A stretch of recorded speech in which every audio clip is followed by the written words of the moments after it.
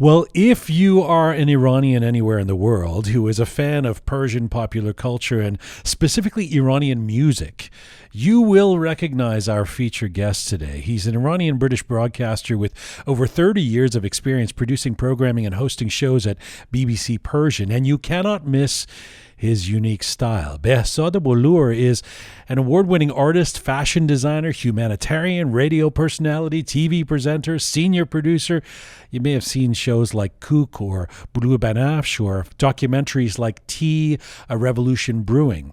Behzad was born in Tehran in 1965, left Iran at the age of 18 after the Iranian Revolution in search of a place to be the kind of artistic personality he has always been. He took interest in fashion, interior design, painting, and then also recorded a Persian classical album in 1990, which opened his way to BBC Persian Radio, where he started working as a presenter and producer of youth and music programs, and where he has remained in radio and TV at BBC for 3 decades. Behzad has made it his mission to use his notable platform to promote Iranian artists and underground music. You might say he's become the voice and face for millions of young Iranians over the years, and he has also dedicated much of his documentary work to the restoration of the Persian culture, language, arts, and history. And right now, Behzad Bolour joins me from London, England today. Hello, sir. Yeah, I'm all right. Yeah, the whole stadium is clapping. Thank you so much. I feel so good. I think we should end the interview now because I'm on the moon right now. And I'm going to agree with everything you're going to say from now because I love you. Are they clapping for the introduction or are they clapping for you? For everything. I'm over the moon. Who cares? Let's go to Mars from now. Anyway, thank you so much for your introduction. And yes, it was partly true. No, it was all true. I tried to achieve most of the things you said, and in my opinion, I've achieved 70% of what I wanted to do, but thank you so much. Radio, I did like this astronomical number of 19 years, and television is 11 to 12 years. Mm-hmm. So some of the things you mentioned is from the TV period, although in radio days, I did other things. Yes. In TV period, one of the best things I did as a documentary was a documentary. We went to Zanzibar, in search of the Iranians or the Persians who migrated to East Africa 1,000 years ago. Yes. Almost like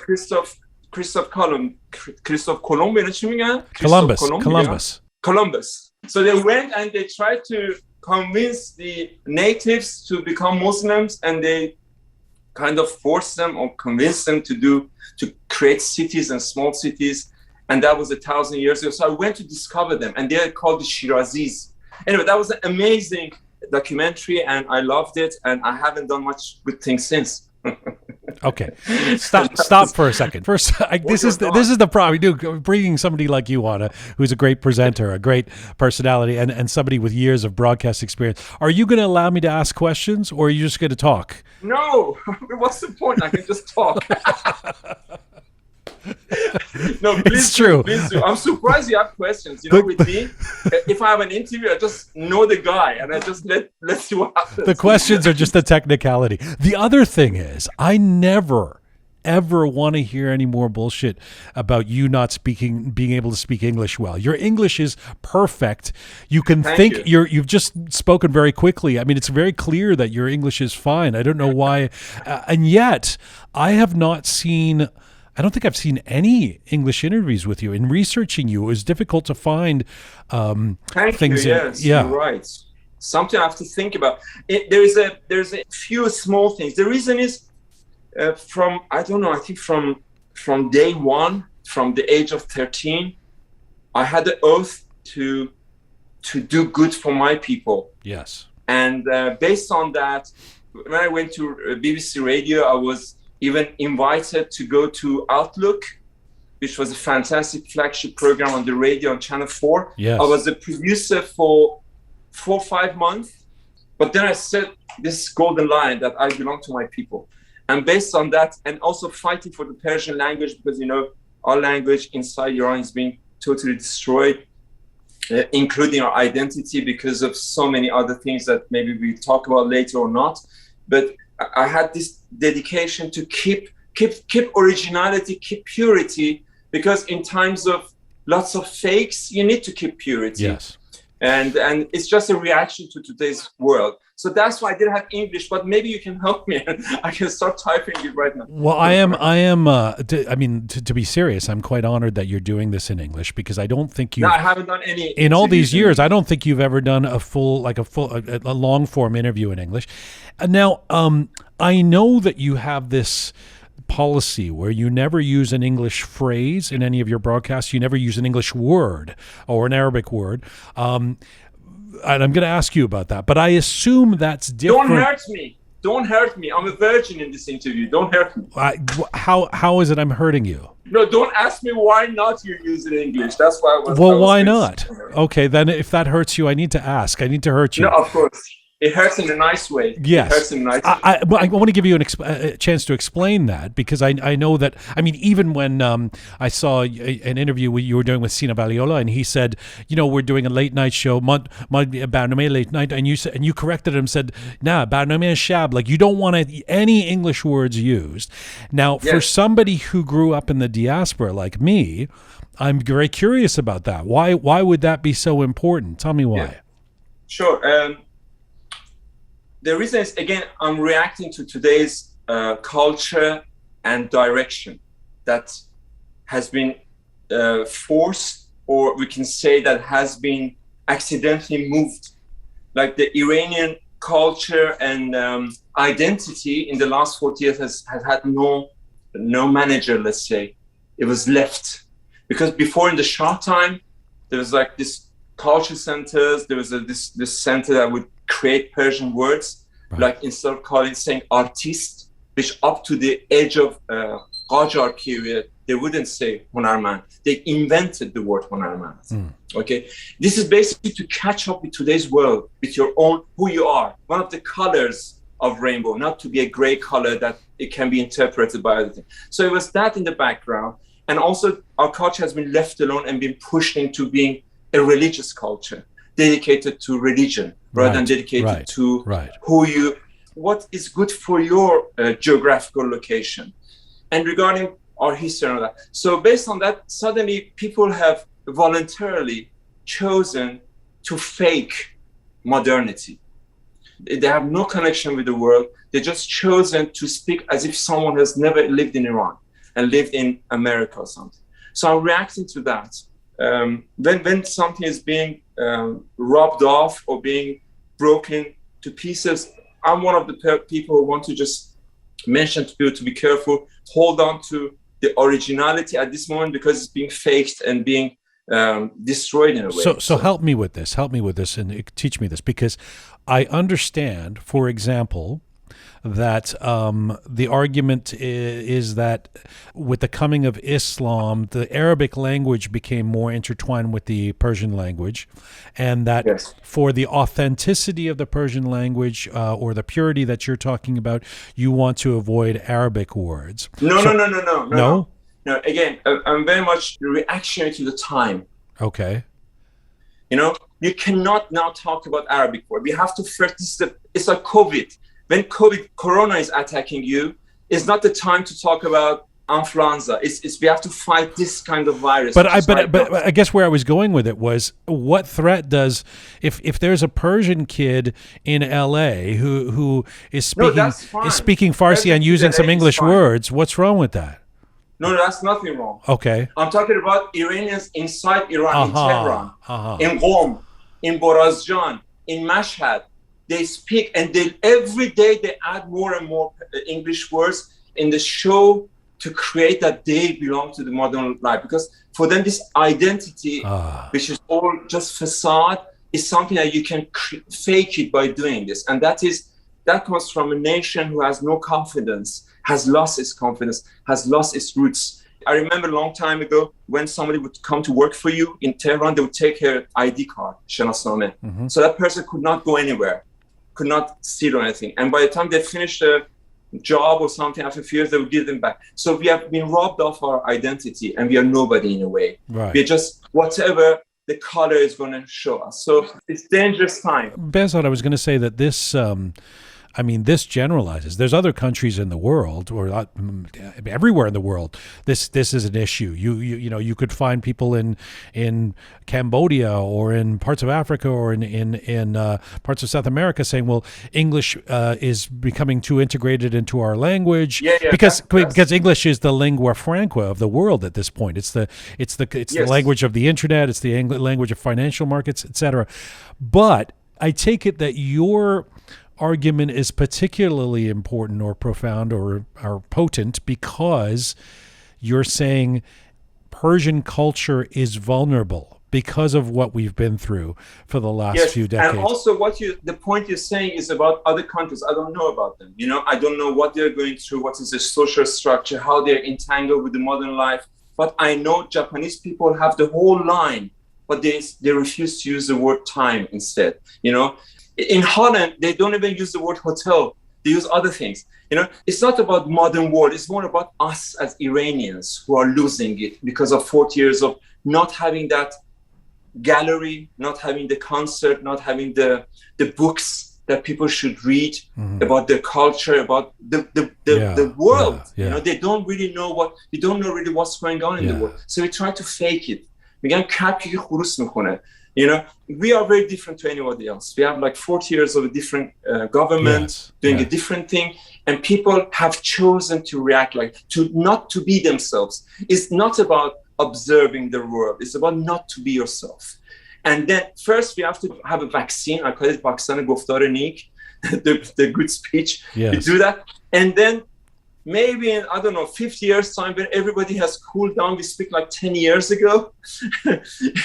Then we talk about maybe purifying the language if it's necessary. But right now, it's about the whole thing that we are trying to fake. But let me just play devil's advocate. So it wouldn't be a bad thing if there's a kid in Shiraz or Qom, as you said, who is... what if I were to say, well, that's good that they're learning the English language or they're integrating learn English. No, that the bad thing is when we have something مثل وقت یا زمان or وقت, which is our daily language, but they choose to take that out and use the word time instead.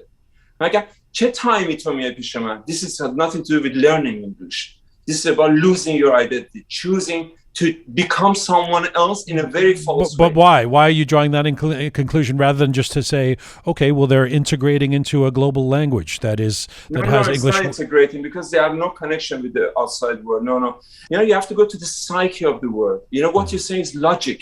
What you're saying is very logical, but the psyche of Persians is different.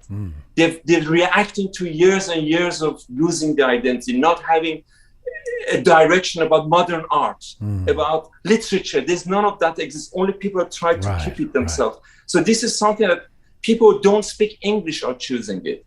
Every week they spread out something English because they want to show to the world they're not the Iranians that they think they are. They're this new identity. You know what's really interesting about this for me, and it certainly is part of why I really appreciate you. You are seeing yourself as, that you have influence, that because you're on the screens, the people are seeing you and they're hearing you, they're watching you. You're aware that you're a role model, whether you like it or not. There's, you're going to have an influence. And the interesting part for me is, and I find this with Iranian broadcasters who are broadcasting who are outside of Iran. You've been in London for 4 decades, as we've just said, but you're cognizant of the fact that your audience is predominantly in Iran. And so you're sensitive to that. It's so interesting to me because with millions of people outside of Iran right now, you still have to be very aware of who you're speaking to, and that those people are not Gian in Toronto and Reza in Berlin and Ferishte in Los Angeles, but that they're the kids or the people in Iran. And I always think that must be a little bit of a, if you'll excuse the colloquialism, a little bit of a mind fuck. You're in London, you're broadcasting, and you're around the world. You walk out and you go to Tesco or whatever. Sure. It's even more difficult than that because we, as a BBC Persian, I realized that there are other countries who speak Persian language, and that is Afghanistan, Tajikistan, part of Uzbekistan, which once was there. And then something very interesting other than that happened, because when I went to BBC, I realized who we are. Before that, I was a kid from Tehran with big dreams about changing the world, you know, bring back Durud, bring back Sepas, bring back the glories in a positive way, not in a racist stuff, because my mind doesn't work like that. And in there, I realized a person in Afghanistan don't say you're in a hurry, they say you Howal Khata. We say al-an, that they don't understand. And also in Tajikistan, they have Russian words. And I realized how fantastic it is for me to not to be affected, not to carry disease, not to have, you know, herpes and give it to other people. And if other people have it, I don't want to catch it. I want to be just that person. And I die that way. I learned to speak a language that is clear for many people around the world, and maybe in different decades.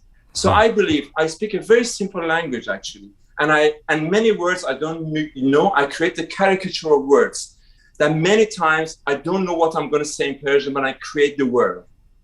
So I'm made of all this. So it's about originality and purity in a positive way.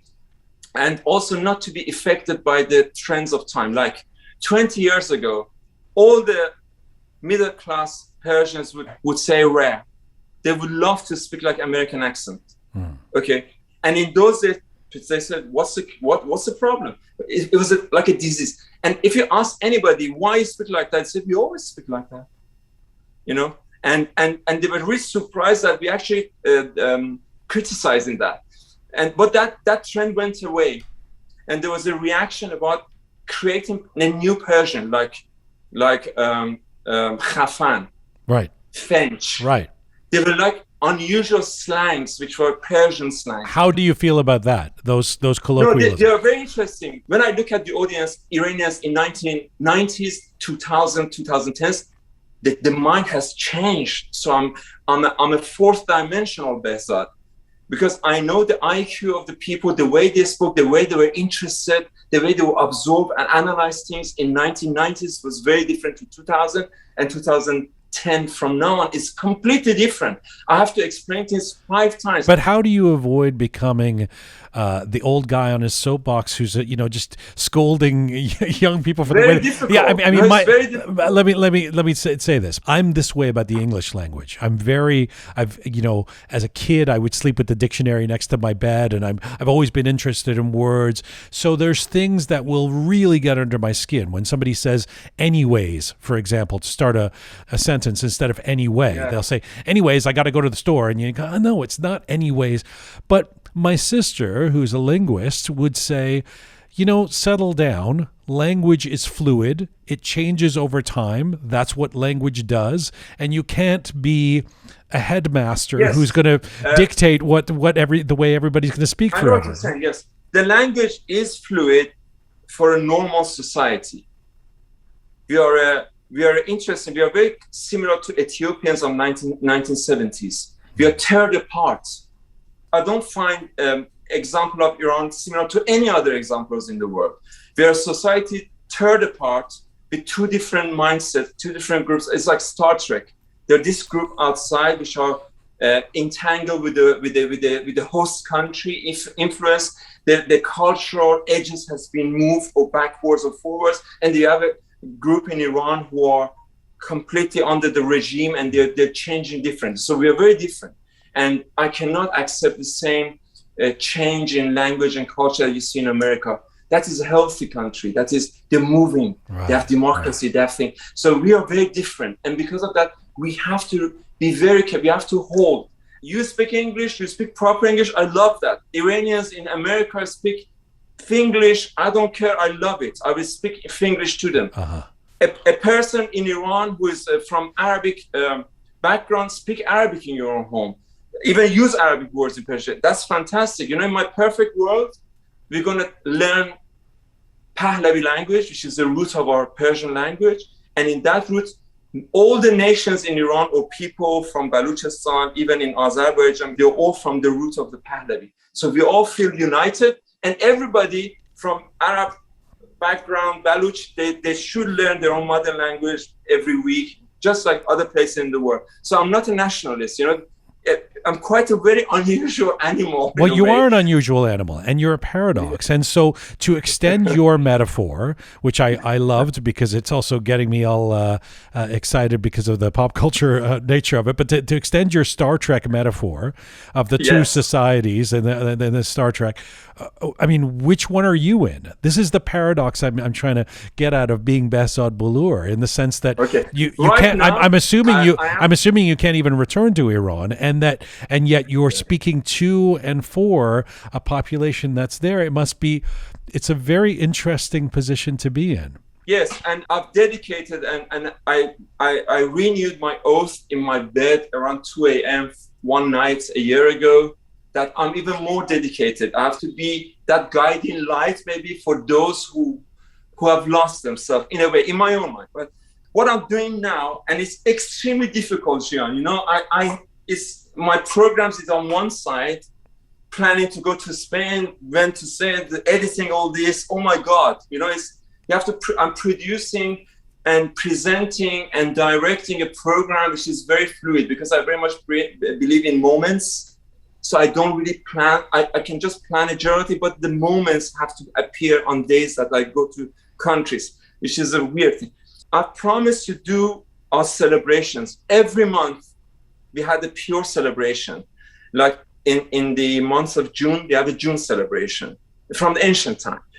In July, we have a July and August. And each one had a very interesting things to do. So I recreate them.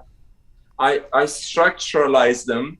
I see artists who will be dedicated to that particular day, do art forms, do a little play, and ask children to join. And that is to react, to fight against sadness, about mourning.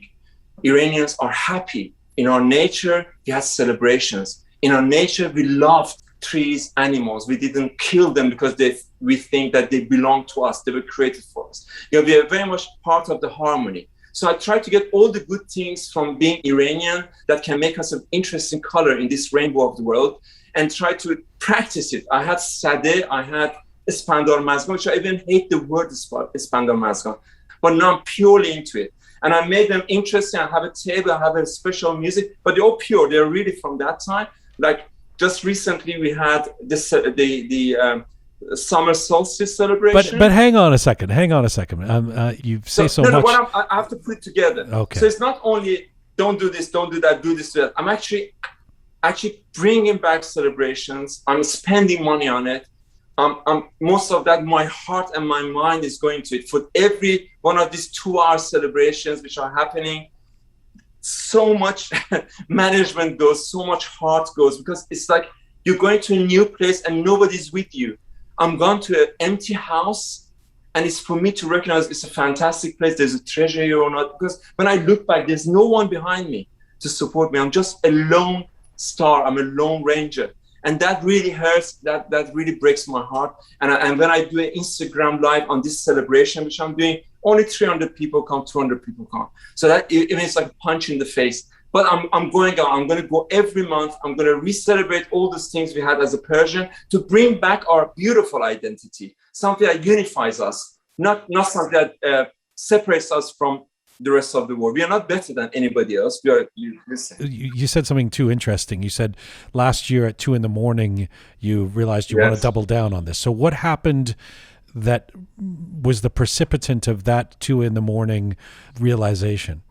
Okay, you know, there's this beetle that it's called dung beetle. It goes to the feces of animals and gathers it together, gradually makes it bigger and bigger, and then rolls it and gets so big that it sort of crushes underneath it. So that was years and years and years of me creating this board, and suddenly it explodes that I am dedicated to this. Okay.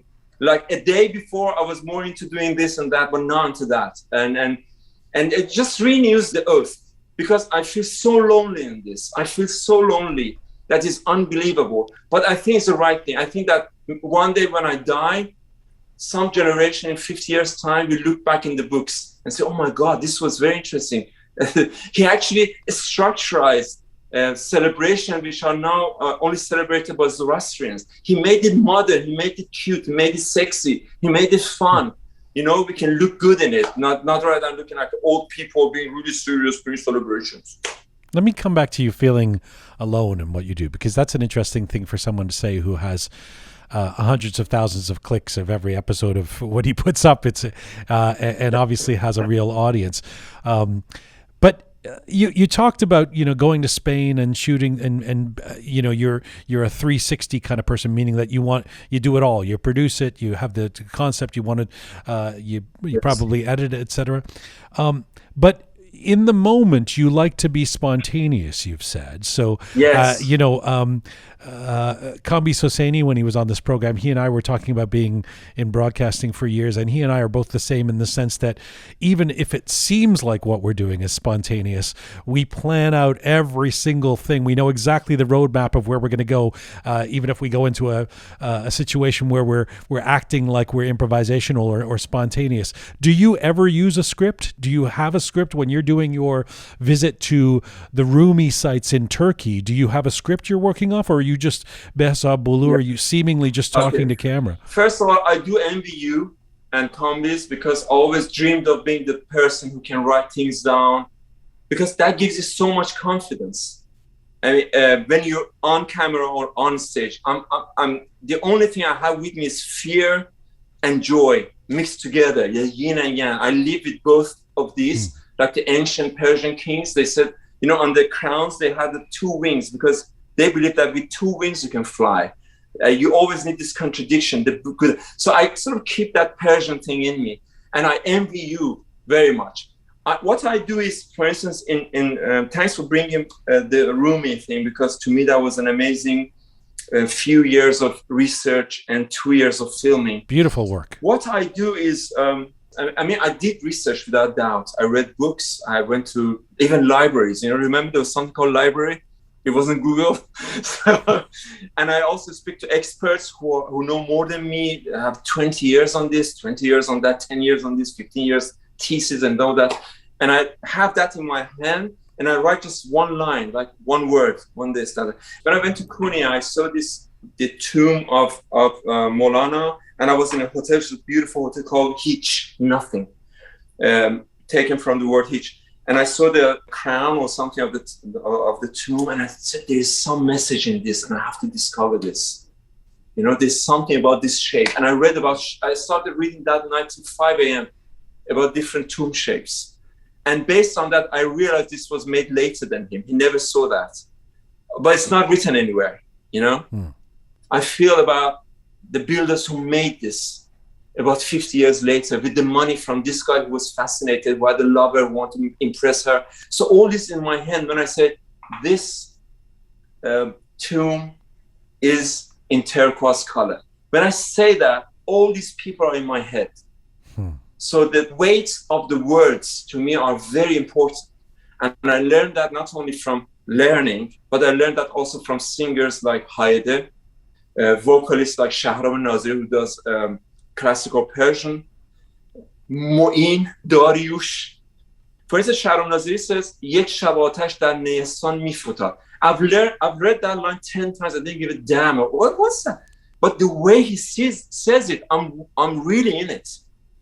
When I'm talking to a flute player in Konya about sound of flute that sounds like a broken flute, my heart was pumping. It's all about moments. So it's all about moments. So you don't even you don't have when you sit down for an interview with, does this extend to interviews too? You're sitting there with Ebby and you don't know the roadmap of where you want to go in the interview. You just start talking. Yes. Because like scientists, they know there's a cell and they have to discover what's in it. For me, people are that. I sit down and I'm just looking at the way he's sitting, looking at his hair, looking at the person here. And I know about him anyway. I know 20, 30 years in the back of my head, and I've forgotten about it. But then he has the interview, he has the questions. And it's all about moments. That in that moment, there's an interview which is different to any other moment. And I have to discover that. I agree. There's a slight difference. I think that the nuance is that, first of all, you do have to be researched, and you're clearly researched. So I'm not suggesting that you've got that part. I think the one difference, and my philosophy has always been, do as much research as you can, write it out or have a clear sense of where you want to go, then throw it out. Again, I said I envy you. No, I envy you actually, because No. because the reason you build that roadmap is fear, as you say. In my case, the fear that without the roadmap, I'll give up an opportunity with Abby to not go to some place I'll forget that, or I'll note that some interesting thing that I really want to get to in the interview. So I really want to think about where I'm going to go with this thing. Whereas you have the confidence to know that you're going to make something of it without having to do that. I would say that I envy you for having that kind of confidence. No, again, maybe some of my interviews don't have the substance, but they have the motion. Yes. And that is something I always doubt and fear. Sometimes much with that, which sometimes goes to there, but sometimes comes back. But when you look at the interviews, of course, you've seen. I watch TV all the time. Even the movies for me is like a structure of a new idea, how to structuralize a program. Even a fantastic way of American sitcoms are made, which are entangled with different stories and different lives. So I see that, and there are different styles, as you know, and you can get something different from a person, and that. For me, the moment of joy is that moment of discovery. Yes. There is an emotion and there is a sense in the tone of the voice that cannot compare to anything else. Even it's better than information. So that's why I'm kind of feeding on that kind of bacteria. I feed on that. It's always herpes and bacteria with you. There's always some metaphor to do with some bodily disease or something. Yeah, because I love them. I'm always scared of them. People are scared of bacteria and herpes, aren't they? I mean, as soon as I have, oh my God, do I have herpes? Where this all goes for me is something that I did want to ask you about. It's part of the roadmap that I had for you, which is that, you really do stand out. You stand out obviously as I think if you were just on the bus or the subway, you would stand out because you're such an interesting guy in terms of the way you acquit yourself and your appearance and the hat and but you're like an old British dandy. Do you know a modern old British dandy. A modern dandy? Yes. The tradition of dandyism. Yeah, of course. There was a fabulous British guy. He's now dead. That I interviewed once, named Sebastian Horsley, who wanted to bring back dandyism and he always wore a hat and these fabulous outfits but you have that and you have this spontaneity and it makes you stand out as a broadcaster, but I dare say it makes you really stand out as a broadcaster on the BBC and even BBC Persian, which tends to be, people tend to be conservative. Yes, let's face it.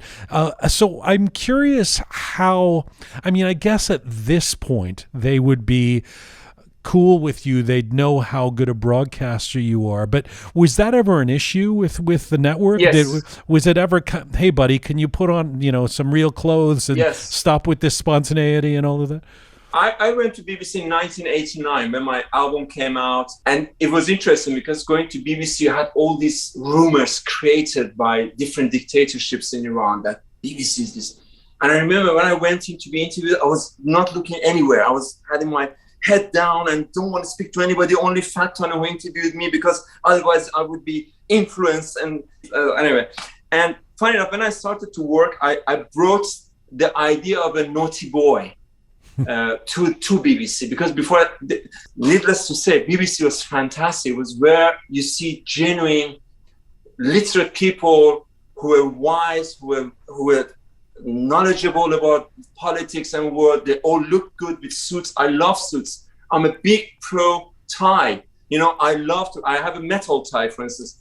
So I came from this background of fashion design influenced by Sasanian period, which is the Iranian Byzantine style. So I was very much trying to bring back Persian sense of dress code that has died out after Reza Shah's modernism. So I was full of this. So I went there to BBC, and I remember one of the fantastic poets, Mr. Kianush, and he was really upset. He said, "What are you doing? Why are you dressed like that? Dress something properly." But he was a lovely guy. I loved him so much. And I always would war with him, and he just couldn't understand me. He said, "What the hell?" And I remember in 1993, I wore skirts.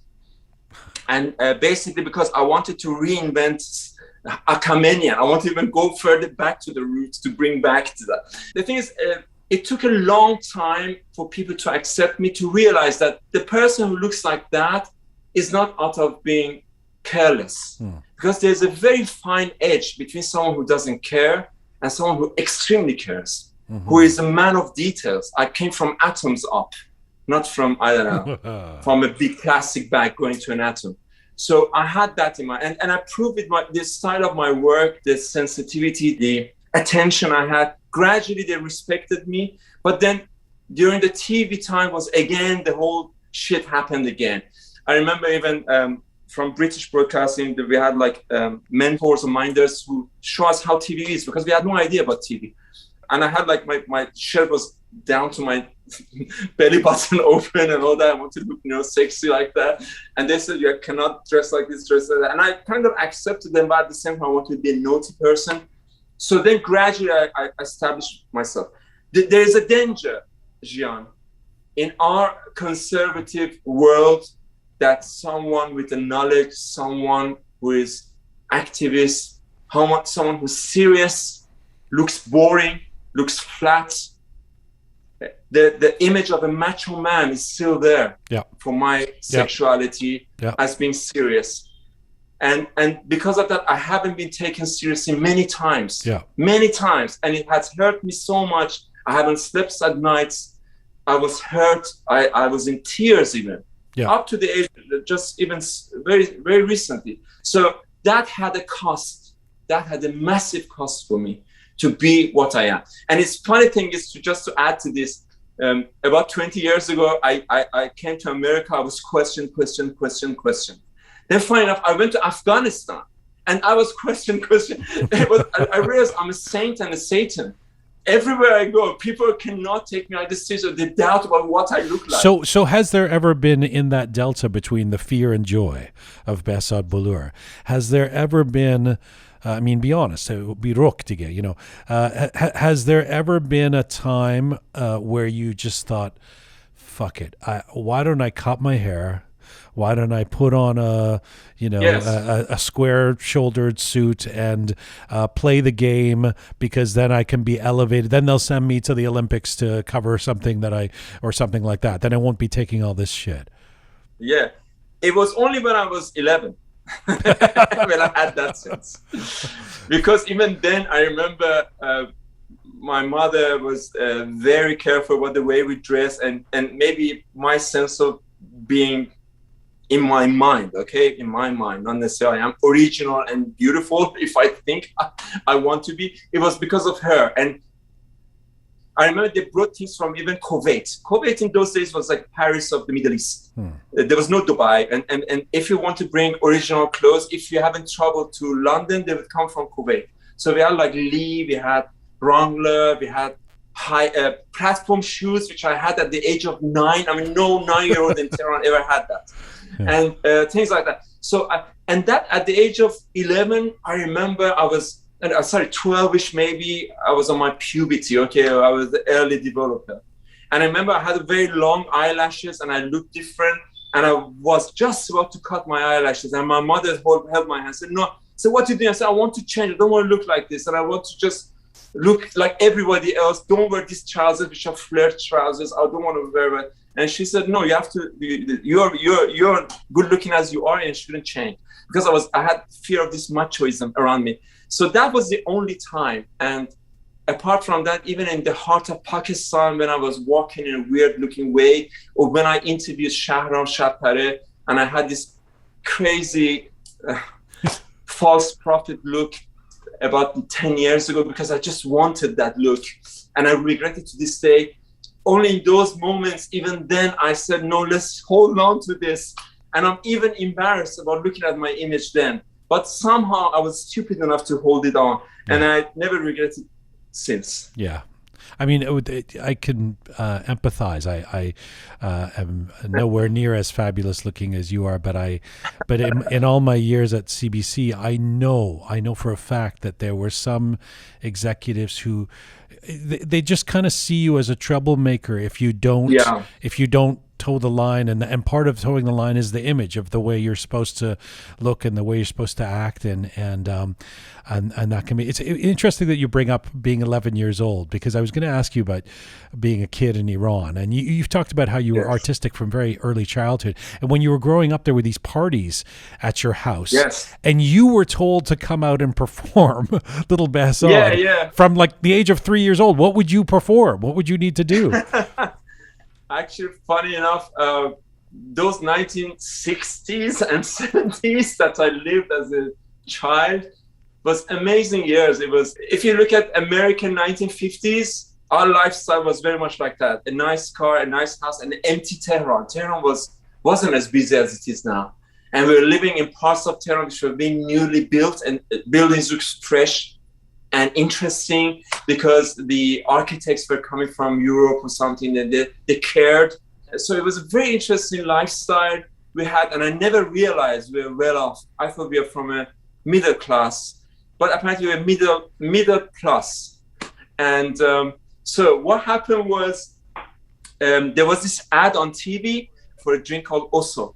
So I loved it. I was singing it like a mad little boy, and they bought me a guitar.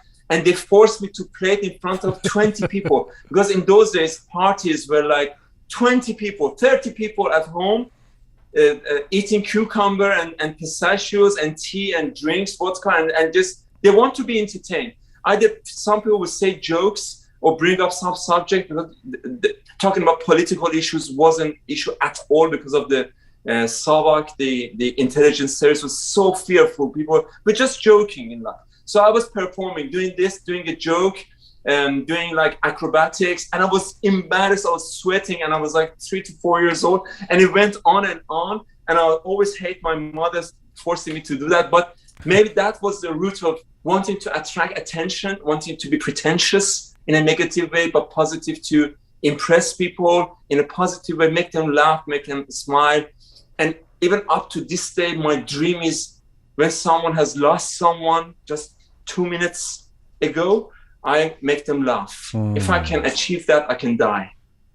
You know, I'd be remiss if I didn't mention this, which is that I think you and I have something in common, which is a devotion, at least in my case, it's a devotion to David Bowie. And I thought of Bowie. It's funny because I didn't know this until I started researching you and saw some of your old Instagram posts about Bowie and stuff. But I mean, I've always thought of you I've always thought of Bowie, I should say, when it comes to you, whenever I've sort of seen you, because it's clear Bowie was an artist in every facet of what he did. Even as a young man, he wasn't just the songwriter and the singer and the instrumentalist, but he would design the set. He would make the clothes that he wore. He was kind of doing all of that. And you're kind of like that. Were you aware of say a David Bowie by the early 70s when you were a kid in Iran? And if not, what kind of art were you gravitating towards? Who were your role models for becoming this character you became? Okay, that is interesting because David Bowie is someone I got to know when I was in London in the 1980s. Okay. In 1970s, David Bowie wasn't that big in Iran, but I would come back to that. At the age of 9, I was done with religion and God. At the age of 9, I even remember the moment that happened to me. And I was always fascinated by two different things which has influenced the way I am. My yin and yang was, of course, like every kid, I'm sure you are the same, is the astronaut and the dinosaur. Also, I was fascinated by dervishes, the Iranian Sufis, the way that my parents were talking about them. They were playing this instrument called tambour, and they look really interesting. They look really cool with long hair. They look like, a primitive man, caveman. And at the same time, I went to Takht Jamshid, Persepolis. I saw this. I didn't have beard, of course. And I said, they look really interesting. So my influence was a mixture of all this and Europe. The fascination with things are changing in Europe, the way they looked. And I remember in 1970, actually now you mentioned, I remember in 1973, I think I came to Europe, and also 1975. And that was the year that glam rock, right. Most of the boys were wearing makeup.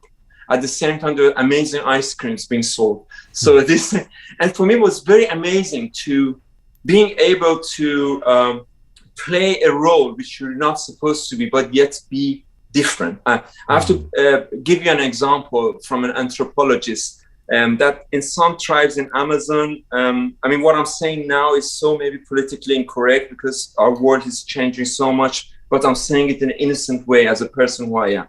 It was anthropologists who told me that in some Amazon tribes, they're really macho men wearing like, they dress like women of the tribe and dance like women just to prove that they can still be a man looking like that. So that to me was amazing, you know, like being a man, although taking all these looks. And later on, when I realized that the Persian men before Islam used to wear makeup, they used to wear surma and the eyeliner, and we used to wear jewelry. We started this stuff, the high heels too. Yes, high heels, of course. You know that it was brought to Europe during Safavid time. And it's, of course, the, you know, it's the horse riders' boots. Yes. So David Bowie, Persian man, they all matched up. And courage, something that David Bowie had was amazing courage. It was amazing to be able to go on a stage looking like that at that time. But maybe if I was in Iran and Iran didn't go through that revolution and I would still be in Iran, maybe I would be able to do that social revolution for some people, bringing them confidence, but in a way that is interesting. You know, you need to develop. We're talking about high heels. I went to Afghanistan in 2002. As the Taliban left, we were part of the first... You were the first broadcaster there, yeah. And I went to a bozkeshi, which is kind of a shogun or polo, which they take these dead goats, they throw them. And as it started, I saw massive men, look like Rostam, with massive high heels. And I just couldn't make sense. And they couldn't even walk with them. I'm not joking. They were like 9-inch. They were like so high. I said, oh my God, why are they wearing boots with the high heels? And then they got on the horses. Then I realized, oh, it goes there. And then I researched as you have done and realized that high heels comes from Persian to the world, to the Europe. Yeah. So we are proud of that. Just to put a fine point on Bowie, because I'll use any opportunity I can to promote him. I really feel like the world, you reference the changes that are happening in the world in terms of social ideas and mores and sexuality and all of that. I feel like the world is just catching up to David Bowie. Not quite even there yet, but just catching up to Bowie. Bowie was doing this 40 years ago, 30 years ago, you know. But you talked about how things might have been different if the revolution hadn't happened. And I wanted to ask you about that moment, because you seem like, Behzad, the quintessential kind of kid. You were 15 years old at the time, who would have had to have been deeply affected by this revolution and the changes of the very early 1980s. You were the antithesis of so much that Khomeini and the new regime represented. What was that period like for you, and was it clear for you immediately that you were going to need to get out of Iran? Yeah, what happened was when the revolution happened, I remember we loved getting out of school, and schools were getting closed because of saying Marg bar Ashrar. It was very interesting, so we all joined it. I remember it was the autumn of 1978. And imagine, like a few years ago, I had done with God. Okay, I was just an atheist person. It was funny because the atmosphere of the revolution was so strong that I was saying, Ya Hussein. I even believed in Hussein as one of the martyrs. So I went through this amazing shit. It changes. It was unbelievable.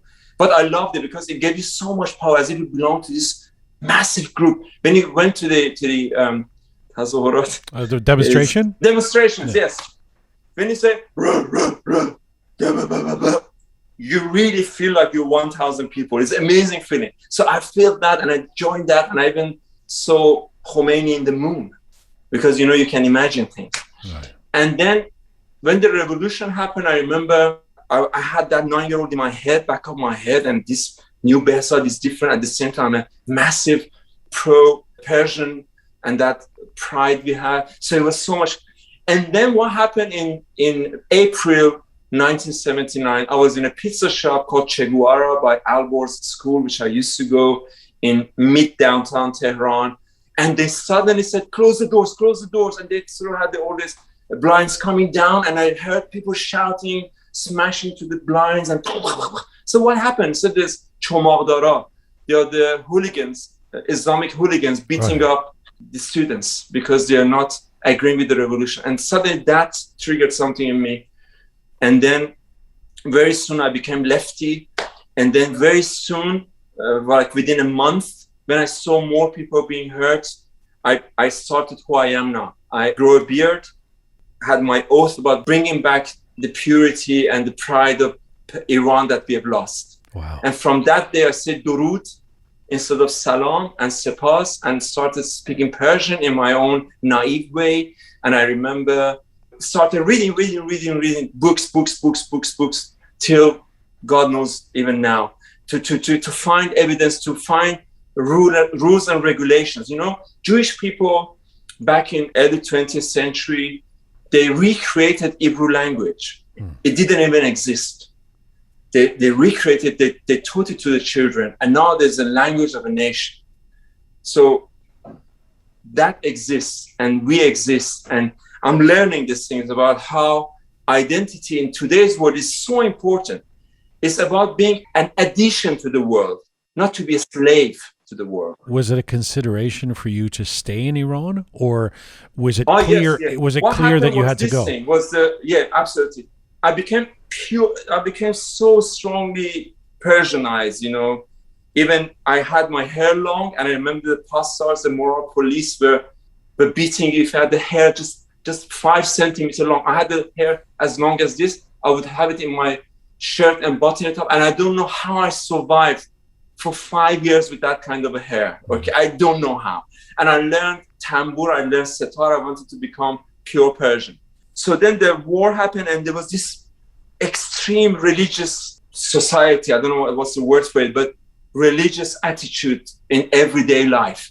And that to me was the end of it, because I didn't belong to that kind of society. And my father made a massive mistake. He said that if you cannot go to university, you don't do concours, which I don't know what's the word for it, like GSC or whatever, I will send you immediately to Europe. And that was a very mistake he did. So I remember there was this GCSE, imagine, in Iran, and the first person who got up after 2 minutes gave a blank page to the minder. There was me. And I was so happy, because in August, I ran away from Iran that year. And it was, since then, I'm still traveling in time, traveling in horizontal lines and vertical lines of time and reality to build and purify and reinvent an Iranian as if that Iranian would live in 21st century. What was it like landing in London in 1983 as an 18-year-old? Was it, I mean, on the one sense, it must be bittersweet. You've had to flee this country, the very country that you're on a mission to preserve the culture of. Yes. And you're in this new place. You don't speak the language very well. On the other hand, it had to feel emancipating. I mean, there's no shortage of eyeshadow or long hair or high heels that you could wear once you get to London. So, and yet it's free to do. How do you now reflect on those years of the 1980s of coming to London as an artsy Persian kid? Okay, that was interesting. Thank you. And I came to London to go to America, because for Iranians, America, we are the Mamal Amrikai. In America is the end. Yeah. Behind that, you drop off the world, because the world is flat. So the end is America. But somehow I went to the language school, and my brother was here, and I suddenly saw the punks in the street, and I was as if it's the end of the world. You know, I knew them from the videos, but to see a society that allows that, to me, was the most beautiful thing I ever saw in my life. And they were like people having coffee with the rat coming out of the shirt. I said, how free is that? How beautiful is this? That people, without hurting other people, can be who they are. And that for me was the positive. And the negative was the depressing city, because you had no friends, you had nothing, you didn't know the language, you were on your own. and nobody knew you, nobody cared about you. The streets were empty, it was dark, it was cloudy. And so this mishmash of these two gradually created stronger me. I remember from the second week I started work as a calligrapher, and I started doing business jobs on my own, earning £20, £10, because I had no money. I couldn't even buy Coke. And Coke, that is the drink. Yeah. Like it was like, I remember it was like 20 pence. Right. It was too much. So it was very depressing, but at the same time, it allowed me to be who I am. And I read books, and those days there were bookshops, Persian bookshops, which was amazing. And I was sitting there all the time because there were these wise men in the bookshop selling books. I could talk to them because unlike the Iranians in London, they were speaking my language. They knew the authors, the knowledge. So gradually that depressing time became, because I lost my virginity, I became a man. I realized what sexuality is. You have so many angles. It's not just putting your lips together as we did at the age of 12, just putting our lips together, doing nothing. It's about kissing in a different way. It's about touching each other. Women can hurt you in having sex. And it was very, very interesting. So I became a man and I became more and more pure actually as who I wanted to be. And a few years ago, I saw a Iranian girl who was a Hezbollah in my mind with a headscarf in London, and she was praying every day. And I told her, how come you're in London doing this?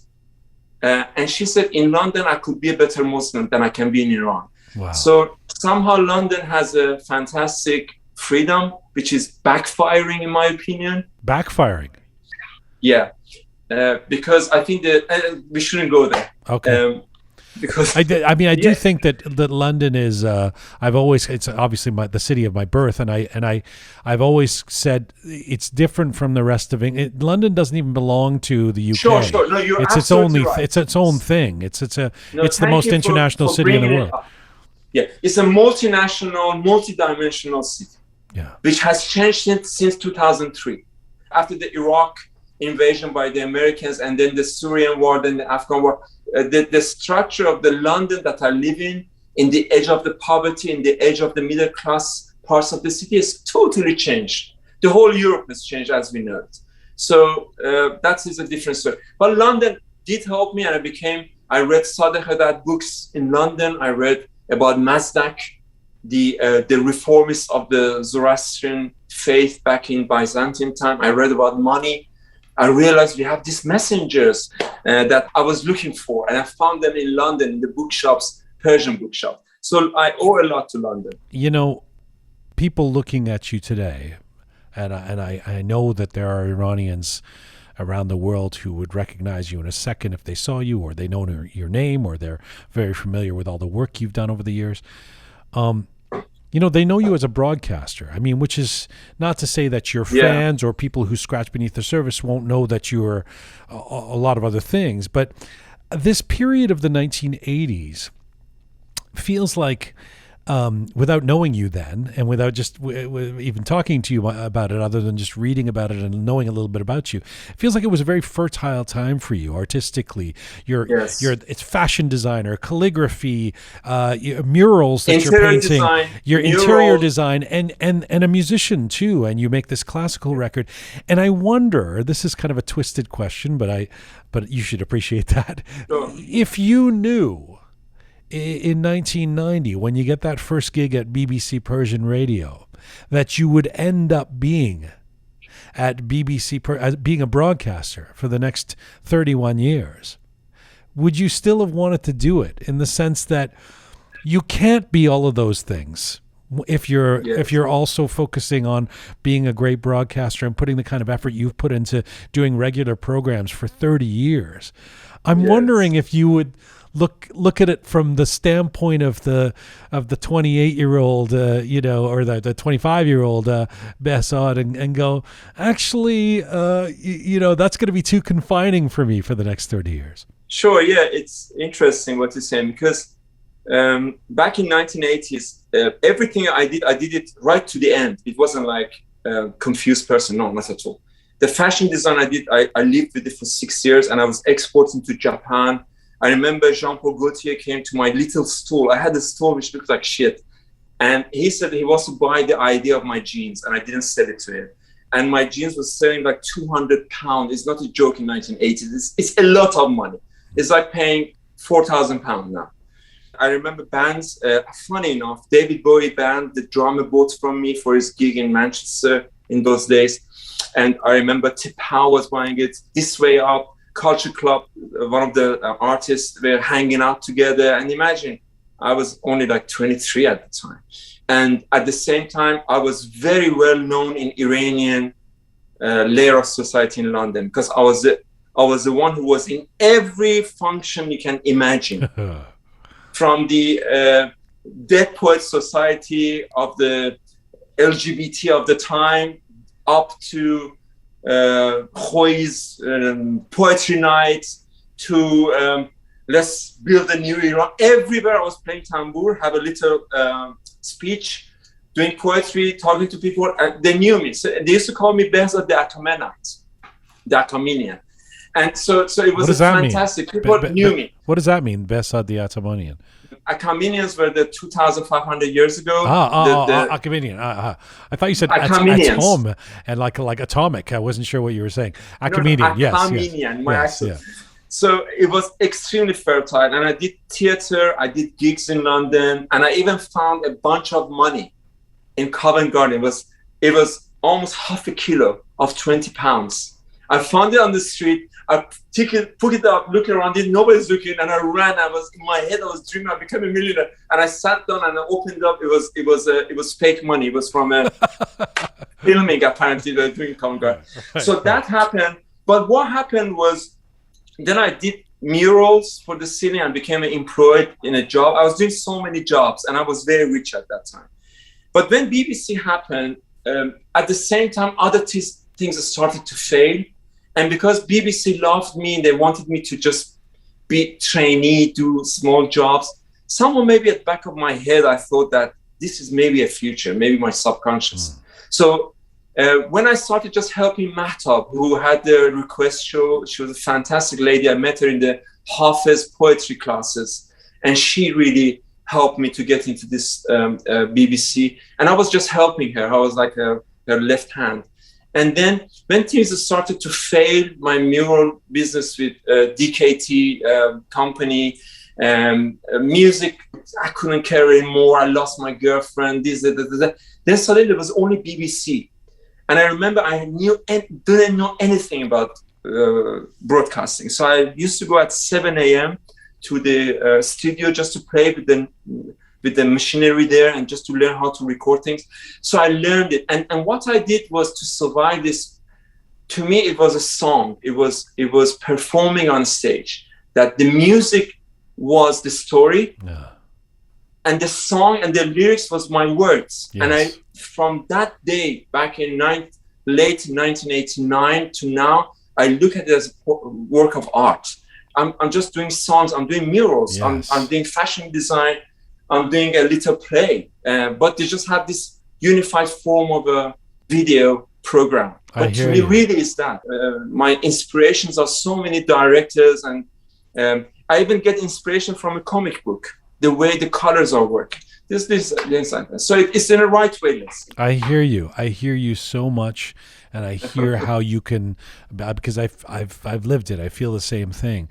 At the same time, you know, especially when you're doing interviews, it's a difficult line to walk, because when you're a performer. I mean, you are an artist, you are a performer, and you're a good performer. So, but when you're doing an interview, the interview should be about the subject, not about you necessarily. Yes. And you know, I was looking. Hopefully, it is. I was researching you and going back to some of your old Masalan Kook, you know, some of the shows you've done, and you're interviewing like Irfan or something, you know, and I look at the comments, and half the comments are about you. You know, I really like this guy. I like the interviewer. I like his hat. I like this, you know, and I'm thinking, well, the only problem with this is supposed to be about the other guy, you know. So that is my weakness. Well, I mean, how have you tried to walk that line over the years? I tell you, yes.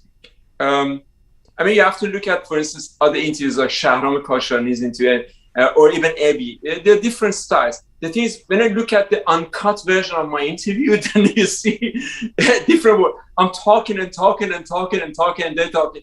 I cut off everything, and it's only a few words from me. How did it go?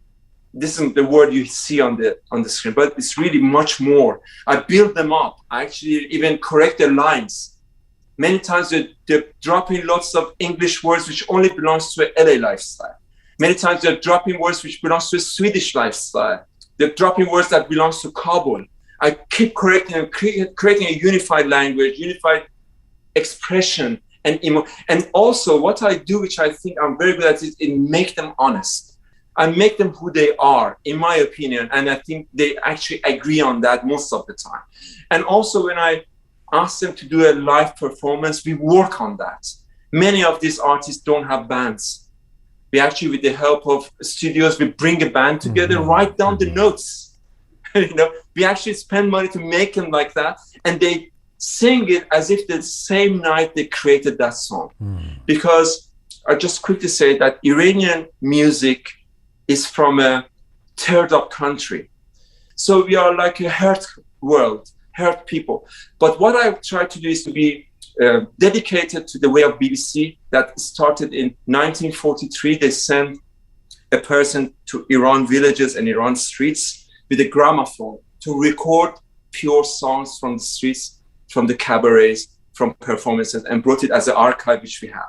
So I'm continuing that line of bringing the honesty, helping the music. We are like the Ministry of Culture, in my opinion. So that person, although maybe the interview, they look at me, but that interview, that work program is about that person very much. But people maybe don't realize it, because it's about the night that that person bought that song or made it, that joy. Doing it live is very rare.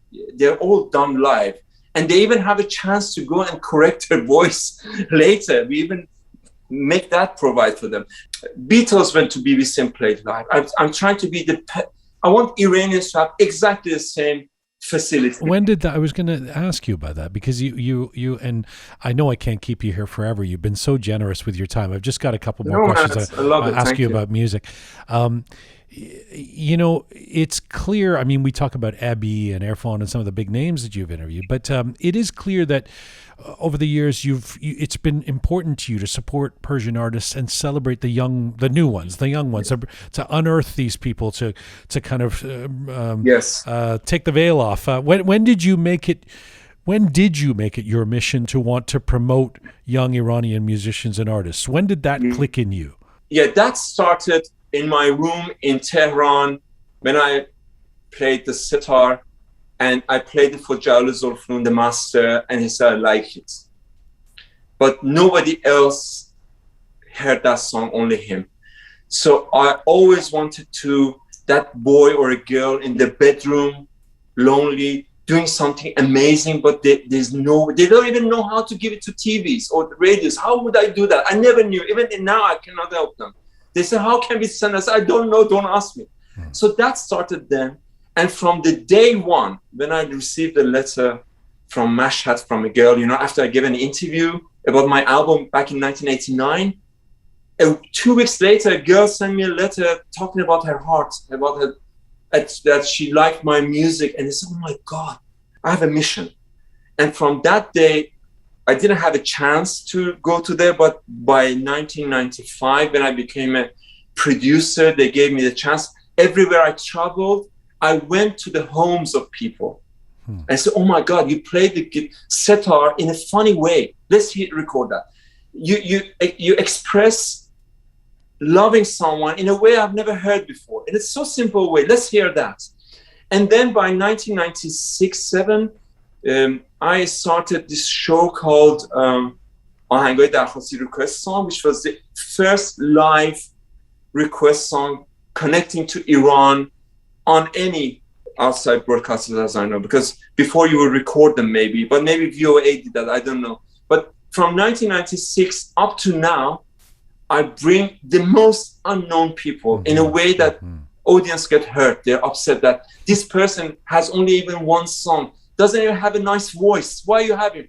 I say it's not about voice anymore. It's about how you pronounce. It's about how you play that song. It's about how you create an emotion.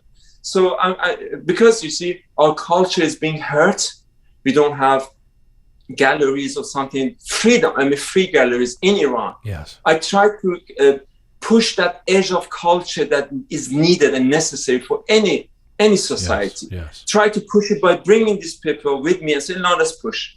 So since that day, and all the underground music from 1998 to now, I gave them value. I brought them even Hishkas album. I remember he was in the car going to his studio to record them. He was generous enough to introduce Jangal Asfal live on my program on the radio. No, you're the guy. You're the guy who's been the, I mean, as I said in the introduction, it's been you've been the through line who's been so consistently so. But it actually, so I have to use this opportunity to ask you this question because it's something that we talked about a bit about on the show, and there's no This is asking you this with the knowledge that you know and I know and most of the audience knows that a lot of the dysfunction that came into the Persian music industry, if you could even call it that, in Iran was because of things freezing after 1970. You know, the heartbreaking stories of people like Farmaz Aslani, who's just getting his career going and then has to go in the wilderness for 2 decades, you know, because there's no music played there, etc. We all know that part. But in the diaspora, as someone who is clearly a supporter of alternative and underground Persian music and culture, as you are, let me ask you a question that I grapple with and get your perspective. Why is, this is a value judgment, but let me have it. Yeah. Why is so much of the Iranian music, pop music, that has been made outside of Iran over the last 3 decades or so unimaginative? So cookie cutter. A lot of it sounds like it's all been made in the same LA factory room. Why is that? Okay, I tell you. First of all, after the revolution, there was a beautiful explosion of Persian music. Only after a few years, because it was all about revolutionary music, which was made properly by the orchestras. But then by the late or mid 1980s, it was this bonfire of beautiful Persian music, which was based on the 1970s Persian music, where groups like Sheda or Chawash Music Company, let's say, brought, with the help of Farah Pahlavi, brought instruments from folk music into Persian music. So and that reinvented itself in the most beautiful way. But then it was destroyed by Sufism. Even a Qajar dance song from a harem was called Sufi music, because it wanted to survive. So it was bad for the pop music, but fantastic for the Persian music. And they tried to survive. Shahram Naziri was creating songs in the underground. Persian traditional music was underground in 1980s. Only it resurfaced in late 1980s and 1990s. So that's one thing. So we're talking about that. And pop had a comeback in 1999, I think, with the help of Khatami, who opened up. Right. They get permission from us. No, so we put that on side. I think we had the most glorious time of pop music in 1980s in LA. I'm a massive fan. What happened was, before that, we would have Greek music, Spanish music. We had all the structure of a European music, pop songs, in a nice way, in a fantastic way. But what happened in LA because of revolution and the immigration, Iranian music became teenage and Persian. For the first time, tombak and tar became part of the music. And you have to remember, still was that joy, that passion of 1970s Iran, still there in 1980s. People would spend money with the bands, big bands, Haides, bands, amazing, Evis, Darish, anybody, Shahram Shadpare, Shohre, Andy and Kurs, the fantastic pop music pieces. And then it was pure. It was opposite to 1970s. 1970s, you would say something very simple in a very difficult way because of the Savak time, because of the security in Iran and the political situation that nobody was allowed to talk. So they have something very simple like love in a very complicated words in pop music. But then it sort of broke through Now it was teenagers' song, like 1960s in West, 1950s. So it was fantastic. Topoli Rizimizi is an amazing song. Thank God that was invented. And then Iranian music, pop music was fantastic. It was the best time, up to early 90s. And then they had the explosion of wealth when the CD came and when the concerts in Dubai opened up. Iranian music in LA became again fantastic because there was the internet. So people from Iran would send lyrics. Before, a decade before, singers were proud that they were doing their own lyrics, their own music, their own composition, which was shit. But now in early 2000, we have lyrics from Iran, from Maryam Haydarzadeh, the beautiful girl with amazing vision of a girl talking about love. And we had fantastic composers composing. And suddenly, and also with the wealth of the concerts and people buying tickets, the singers from LA went and met their audience. And that was a beautiful explosion. Iranian music, pop music in early 2000s is one of the, again, it had a fantastic jump. And then the reason that it keeps on repeating itself is what I just said earlier. When you're a third part country, we are not like Americans. We are not even like Chinese. We are not even like Indians or Pakistanis or even Afghans. We are not in our own country. We have the economy of 3,000 people, want to satisfy 80 million people. That's something that Mansour said, and I respect it. So when you make your song, you don't have the money to make it. At the end, you end up just doing synthesizers because people don't buy it. People blame singers. People have to blame themselves. We don't have the copy. Even right now, nobody in Iran, even if there's an open up to buy songs, they will never buy it. They rather copy it. They think that it's their right to have something for free. So it's a mixture of economy, political situation, and geography. That's that was an amazing history lesson. That's the best, most convincing, and most passionate defense of the kind of pop music that was coming out of LA in the 1980s that I've ever heard, and I really appreciate it. I am going to diverge with you when it comes to the 90s pop music, and even through to today. I'm not as enamored of it as, I mean, seemingly you don't think that there's ever been a bad period of Persian pop music. But it's very bad. Okay, you agree. All right. Because, because they were doing their own songs, and we wanted to fake it again. The Iranians, like me, I don't have money, but I have a credit card, so I buy something that my class of society cannot buy. I cannot buy a removal luggage. I cannot buy Boris Bijan t-shirts. I cannot buy Carol Christian Paul's boots. Right. And I cannot buy this dog from 4,000 years ago by the Caspian Sea. But I do that. And so we fake it. So they start faking it. They're fantastic. They do this music, that music. So they try to survive, and I respect them. And I think in those days we had some really good songs. And but again, because we are not in our own country. Right. I will not blame any singers. I blame people. Only that's what I do. And as somebody who's into the alternative scene as much as you are, where are I mean, we can point at some people today for sure who are doing really interesting things in Persian Iranian music. But where was the David Bowie of Iranian music in the 1990s? I mean, where was the 9 Inch Nails? As I said, when you're not in your own country, you're in a host country. You have to try to survive, try to make business. With the lack of culture, which I'm trying to bring, if you know who you are, not to be proud, but you build up your personality, of the goodness of your personality. Like a Jewish person or a Zoroastrian person or even a Muslim person who believes, they have this structure of morality and this and that. Iranians have their own, which is very modern, actually, can represent itself, translate itself, because we have money from 2,000 years ago who taught us that way of adapting.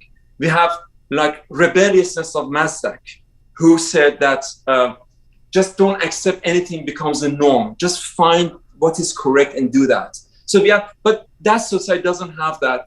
It comes from a culture which has been hurt and has lost its identity at the same time in a foreign country. So just try to survive. I'm surprised they even sing in Persian. They shouldn't have. But we hear a lot of English going on. We hear wrong Persian language. For instance, in انتخاب من بود is Persian translation of an English line. And because of the 1990 music, some of our language has become translated version of Persian, which has hurt our language. It's not about losing purity, it's also losing your philosophy, because they're just redigesting lack of knowledge of Persian language and English.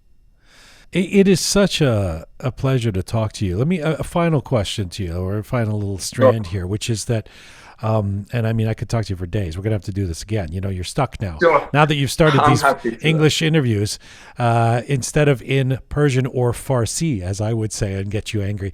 Yes. When you talk about unity, yes. You know, this is a question. I mean, I feel bad that I always feel obligated to ask this, but I mean, I've asked it of someone like Faradsad, who used to be at BBC, or Pune Qudusi, you know, the BBC, even working at the BBC, maybe less so for you because you're more in the cultural area. I don't know. Yes, but it's become controversial because everything in our community and our diaspora is bifurcated, and there's people on different sides of everything yelling at each other. How do you cope with that? How do you cope with the fact that just putting you on this little show of ours, I can guarantee you that somebody's going to write to us and say, you know, oh, Behzad Bolour is with the regime because he's you know, because he works at BBC. I mean, what is your philosophy on all of that as somebody who's been at that institution for over 3 decades? BBC Persian, I should say. So, the BBC is an institution that actually other institutions come to learn from. I remember back in 1990s, NHK Japan wanted to open a Persian language radio, and they came and learned about this. BBC News has one of the best unbiased way of broadcasting. Because of that, sometimes when you're angry about something, you don't see that anger. Because of that, you think that, oh, there's something. And sometimes you pro something, you don't hear that proness. Right. So our society is not, especially in the last 30 years, our society doesn't read books. We don't know about our recent history. We don't know how Qajar changed to Pahlavi, Pahlavi changed to modern Iran, how the revolution came, what happened during 1970s, 60s, and 1950s, how Sabak started, how Shah was terrored, and where were the mass executions of 1980s. People they just don't read, and they just want to listen to what you say, and based on what you say, they decide. I've seen that amazingly in especially in the new layer of society. We are the people who don't know the facts. We hear what we want to hear and want to just to empty ourselves. In Instagram, which to me is a massive university of anthropology, these kids come and they don't want to be bothered to go and learn. For instance, they say, how old are you? You know, I've written how old I am, 56, on top of my Instagram for the last 5 years, from whenever it started. They don't bother. And I tell them, go and read, it's there. And they get hurt. Say, oh, who do you think you are? For them, hearing what other people say is a fact. So if on the Instagram someone just writes, onion is good for your prostate, it's good for your hair, it's good for your vision, it's good for your bum, it's good for your mother and father, they believe that. And they spread it around. It's enough, because it's about the world that is desperate to know things, but cannot be bothered to work for it. Right. So based on that society, Dajan Napoleon series is a documentary. It's not a joke. Based on that, facts about 19th century Iran and the role of Britain is a fact of 21st century. At the same time, they're so illiterate in a way that they don't realize what happened with Russia and Iran. None of them recognize that the main reason that Iran was completely destroyed financially and mentally and lost parts of Iran is because of Russians' attacks. They never talk about it. They said Qajar's lost this part of Iran. And they don't realize that the Russians actually paid some of the clerics to go and talk about British people. They don't know any part of this. They just care about what is interest, what makes them empty their heart to. So the facts are amazing. People, I hope they read. And when you know more, you cannot comment as easy as they do right now. And I hope that one day my people, not one day, I try to push them to read and learn. Don't just hear what other people say and accept it as a fact. Because Iranians are very honest. And they think that anything that comes is an honest information. But they are bullshit. You see, when the society loses its identity, loses its knowledge, becomes so fake and accepting so much of surface that a film becomes a reality. So you're saying the information that you're a spy of the regime is fake? Absolutely, it's fake. I mean, you show me, how can I be? The funny thing is, I'm also a spy and also doing this. There's so many things, like, because there was an article about us written by the regime back in 2000. Not only we rape each other and have children, we are from Mossad. At the same time working for the British intelligence. At the same time we are Baha'is, and homosexuals. It's really funny because you cannot be a homosexual and do this and that. I mean, but for them it's all these things. You must be, that's who you are. Do you take it personally? Do you have trouble with it when the people say these kind of things? Yeah, back in when the things opened up in early 2000s, because there was internet. For instance, I would say things on the program and they were directly repeating my lines, taken out of context in Etalat. And in 1990s and 2000, I was a lot more liberated than I am. And I always thank BBC to give me the opportunity.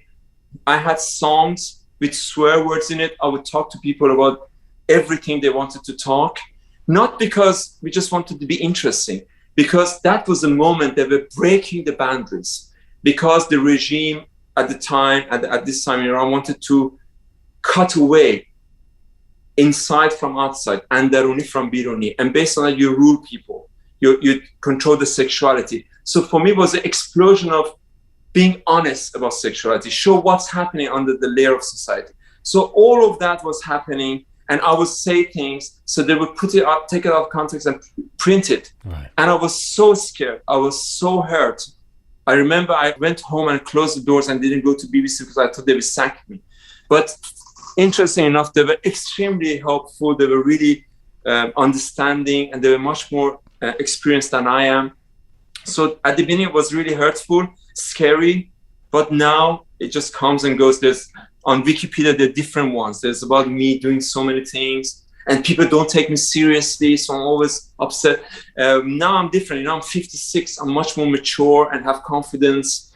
And I've gone through so many things, because if you get knifed once or twice, you get scared, you get hurt, but then gradually you become brave and you hurt the other person. Yeah. So it's that. And what's the craziest thing they've said about you?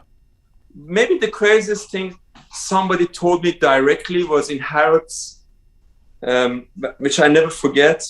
There was a family who were like covered, and they saw me in Harrods and said, "Let's take a picture," but as if like you're like an animal from circus. And so I was saying, like, "Look, you took a picture with this idiot." And I said, "Okay, thank you." I said, "You know why we took a picture of you?" I said, "Why?" I said, "Because you look خیلی عجب وجب می‌پوشی. You're such a mishmash of things. You're such a, I don't know how you translate عجب وجب." And that was so funny, the way they see me, and that hurt me as well. But then I realized that's how people see me, because Iranians are not me and you. There are still some people who voted positively. They're happy with the regime. They actually have benefited from Iran's government, and they are part of Iran. We are part of Iran. Right. We are living all together with different time zones, with different realities, and it's getting more and more separated. But that's the reality of my country. I went to Sweden. I just say that the last word. I sat down with the Iranian taxi driver, and we talking something, and said my son goes to the same school that the Prime Minister's boy goes. And I suddenly realized, oh my God, countries in the West, they're so unified in their culture and the spread of wealth and the opportunity, that this taxi driver, who was a revolutionary, apparently, he was a nice guy, he was maybe an architect, has the same opportunity. His son has the same opportunity as someone in the government.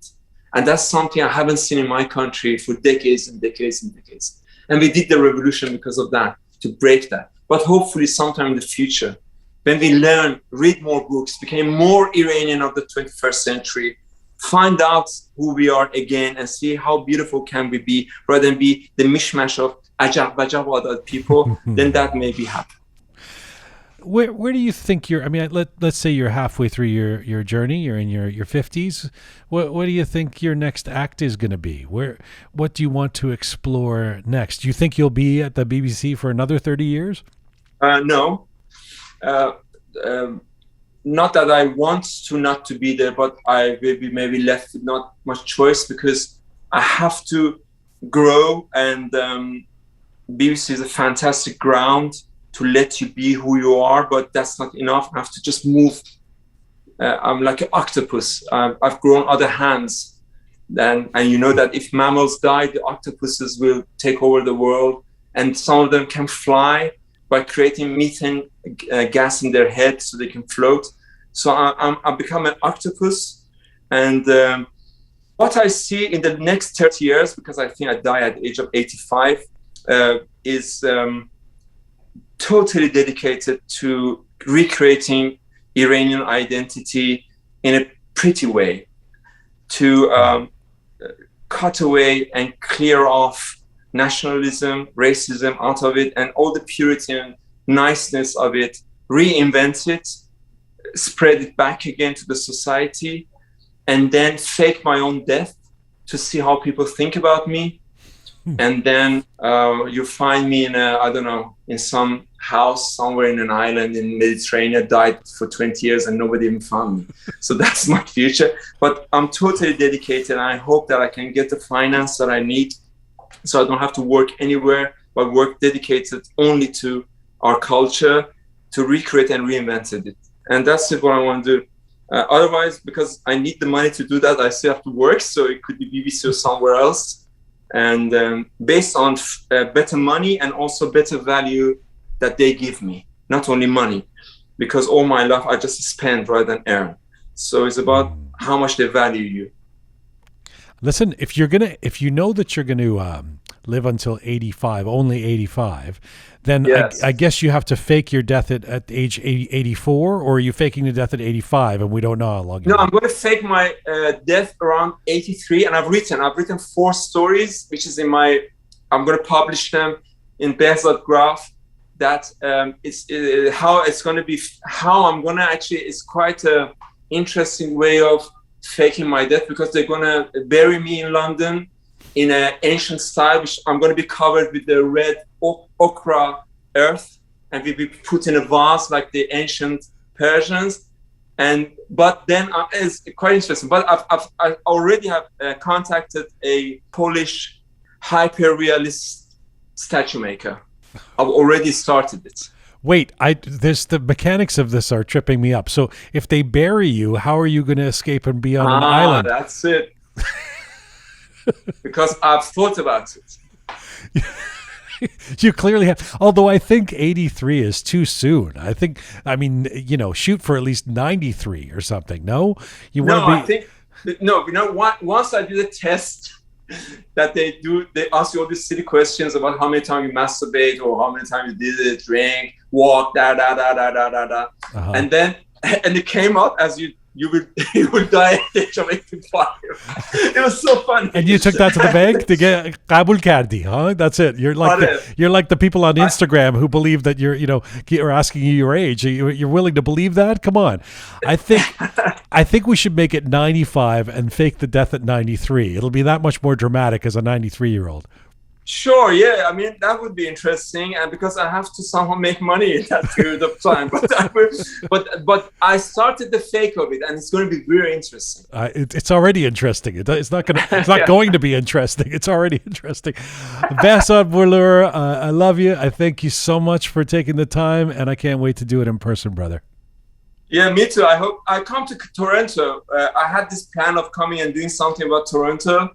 Which you are from there, yeah? Yes. You're there, yes? I'm here right now. And definitely we'll meet up. We want to hang out and speak English. You're going to improve my English. And we're going to talk and we're going to walk. thank you so much for giving me this opportunity and making me rock with a Q. That's right. That's right. I'll see you soon. Thank you. Thank you very much. Goodbye. Can we say Khodafis or do I say something else? I say Durud. I say no, Sepas. Say Khodafis, but I say Bedrud. Bedrud. Since 1981, I say Bedrud. Bedrud. See you. Bedrud. Thank you. Bye-bye.